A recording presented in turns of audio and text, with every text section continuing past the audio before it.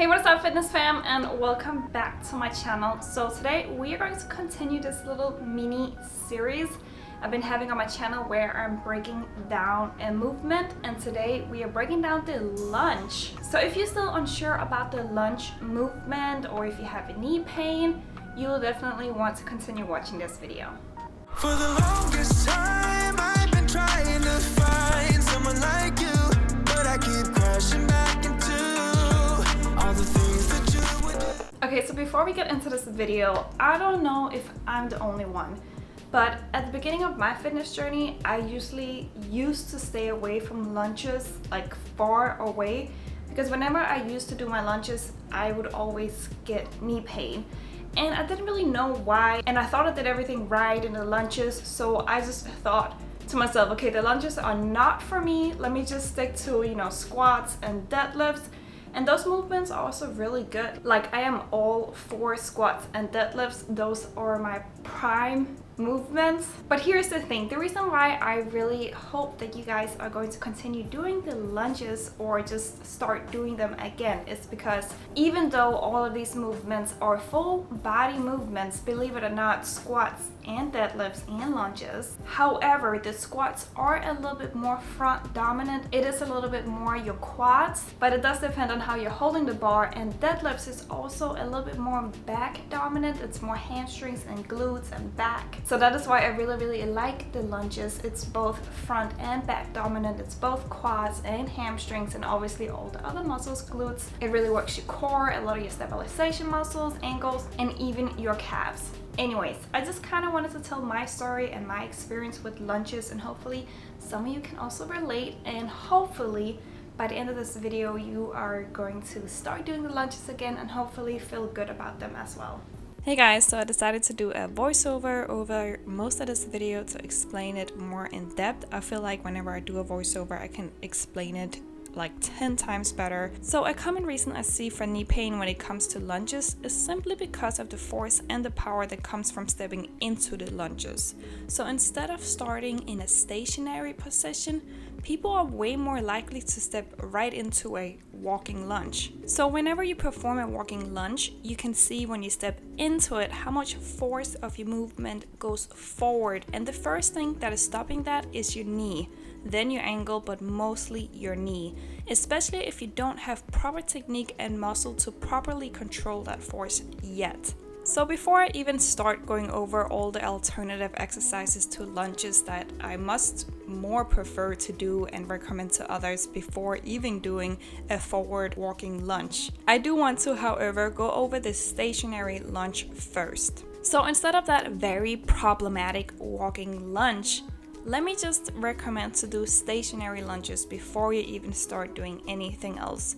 So in a stationary lunge, you have to basically glue your feet to the ground. And even though you are not moving forward or whatsoever, this still makes a great movement. Okay, so let's start from the front of the lunge movement. You want to stand with a shoulder width apart or hip width apart, depending on what you usually say. In my book, it's basically the same thing. So once you get into that position of a shoulder width apart, one of the big mistakes that I see is that people want to step in line. Like they want to step in front of the foot that they're already standing on, like they are doing slacklining. But first, this is just an improper position for so many reasons. Your hips can be in a very uncomfortable position, and your balance can be really hard to control as well. And once your balance is out of whack, your knee will, start wobbling, and you most likely will end up getting pain like that too. So what you want to do, depending on if you're stepping in front of you or doing a reverse lunge,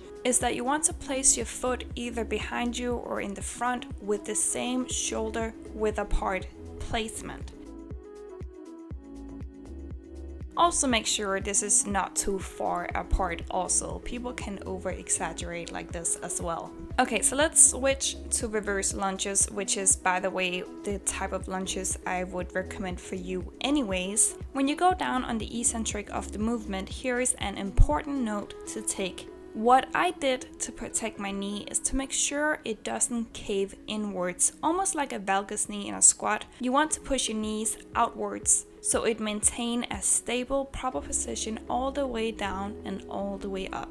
Also, a little side note, make sure do not rush this movement. Slow and controlled when it comes to lunges is just as good, if not better, especially if you have problems with this movement. Let's move on to an even more tricky part, the distance of your feet. Because a lot of people would recommend this golden rule, which is the standard lunge where your shoulders to your hips to your knees should be aligned in a straight line and your knees cannot pass your toes. But this is where it fails some. Just like a squat, I mean, a lot of people always say, oh, don't let your knees pass your toes. The amount of times I hear this, I mean, come on. I have a whole video talking about, squats, so if you want to watch that, I would highly recommend. Because not everybody can be in this position and feel good. This position is not for everybody's structure because some people, like me, is better at squatting. It's how our skeleton is built up and structured. So if you have a pelvis like me, it often doesn't matter as much where our feet is positioned. I would be just as fine with my knees over my toes and bringing my torso forward instead of the golden rule that everything has to be in a straight line. Or everything has to be like a 90-degree angle, like one leg to your knee has to be 90 degrees and the back leg has to be 90 degrees. As a quick explanation, I personally have a pelvis that is better at external rotation, meaning I'm a better squatter than hinging, which you do in deadlifts. But some people have a pelvis that is better at internal rotation, meaning they are better hingers than squatters. So basically, they're way better at doing deadlifts than getting into a squat position. So remember how I told you that I don't feel comfortable in walking into a straight line when I'm doing the lunges and it would be uncomfortable for your hips? Well, here's why the lunges are so tricky, because this is mostly for people like me and who has a skeleton that is similar structured like mine. But this is not for everybody because some people do feel way more comfortable in walking into a lunge in a straight line. Almost like they're walking on a slack line, like they're stepping their foot right in front of the other one. So most people who is better at internal rotation would feel more comfortable in walking into a straight line type of lunge because of how their pelvis is structured. So as you guys can see, this is why the lunge can be a bit tricky. There is so many different positions you have to try out yourself, but now with this in mind, you will know better what you're looking for when you're trying to find a better position when you're doing the lunges. Okay, so lastly, I want to talk about the feet because a lot of people have a bad dorsiflexion, meaning they have a lot of restriction in the ankle. And if this is you, if you have a hard time going down in the lunges, try bringing out a yoga block or anything that can elevate your knee. And also, I always prefer to do a lot of bigger movements barefoot. This is preferable because some people are more likely to go on their tippy toes or the side of their foot, which is just going to create this chain reaction and really just going to mess up your whole position for your lunge. So make sure you're straight on the foot, just like this. So before we go to the alternatives, I just want to show you how to do a straight out the books front lunge. This movement might work for a lot of people. Like, the straight out the books, you have to be in a straight line. Both legs have to be in a 90-degree angle. This might be the position for you, but it also might not. And let me show you the position that I usually like to do my lunges in. This one is a little bit more glute focused, to be honest. But this is also the position where I feel the most comfortable in my knee, ankle, hips, and where I just feel like I can lift the most heaviest as well while I still feel just fine. And also, side note, do not be afraid of not having a lot of room between your feet. I see a lot of people overstepping in the lunge movement, like having huge steps, which is going to be completely out of control and out of balance movement. So watch yourself. You don't have to step that deep into the lunges. I know some people say that it works your glutes more, but this one that I'm demonstrating is just as good for the glutes, if not better, because you have way more control over the movement. So if you feel comfortable in this position, I would way more recommend that. Okay, so I saved the best for last. Alternatives. Reverse lunges is my number one recommendation when it comes to lunges. If you want to do lunges on a regular basis, do reverse lunges. Forget about walking lunges. And that kind of go against everything I just said. But I do definitely recommend reverse lunges over all of the type of lunges that is out there.